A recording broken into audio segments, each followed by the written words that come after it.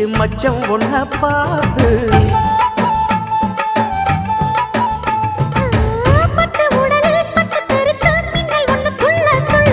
வெக்கம் துடிக்க விளக்கணைக்க ஜன்னல் கண்ணை மூடிக்கொள்ள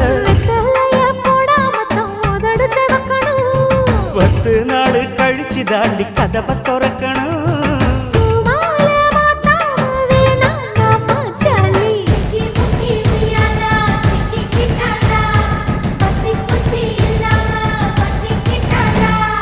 மச்சாங்கிட்ட முந்தானைய